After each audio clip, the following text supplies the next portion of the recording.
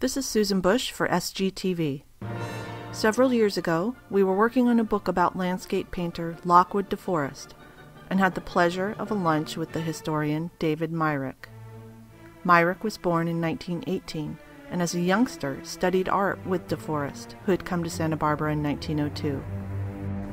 By then, DeForest was a celebrated Manhattan designer, painter, and a member of the prestigious National Academy.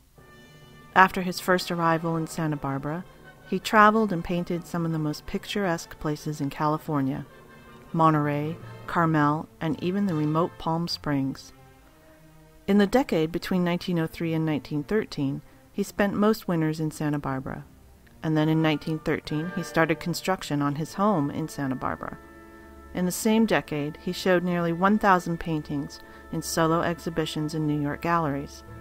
All of those exhibitions were done in the winters, oddly, the very same time that DeForest was in Santa Barbara.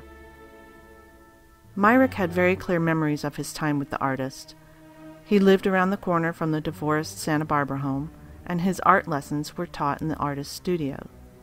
When we asked David what DeForest's instructions were like, he looked up in surprise. "Didn't you know? DeForest was completely deaf by the time I studied with him," he said. DeForest communicated with Myrick by example and written notes. Little was said, and eventually, in frustration, Myrick gave up his artistic studies.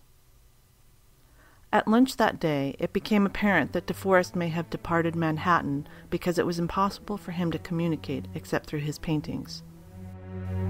In 1915, just a few blocks from the Santa Barbara Mission, DeForest's house on Laguna Street was completed.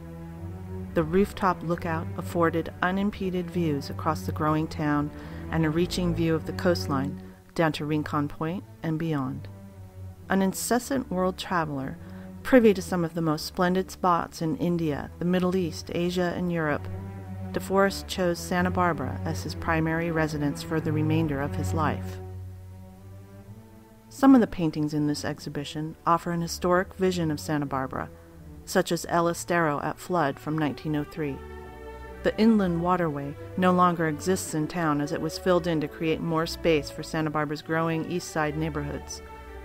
But this painting serves as a reminder of the city before its imminent development.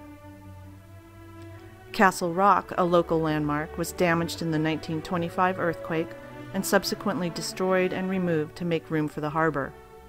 DeForest's painting from 1906 romanticizes the site in moonlight.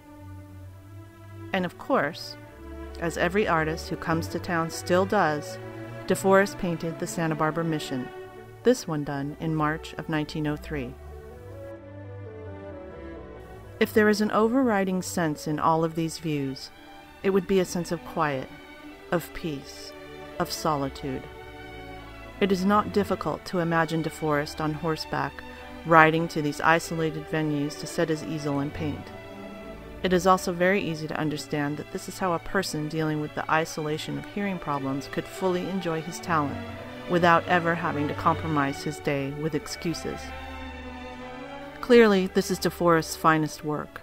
It is easy to see a parallel between these years for DeForest and the final decade of Beethoven's life, when Ludwig was completely deaf and yet managed to complete Ode to Joy, thought by many to be one of the greatest pieces of music ever composed.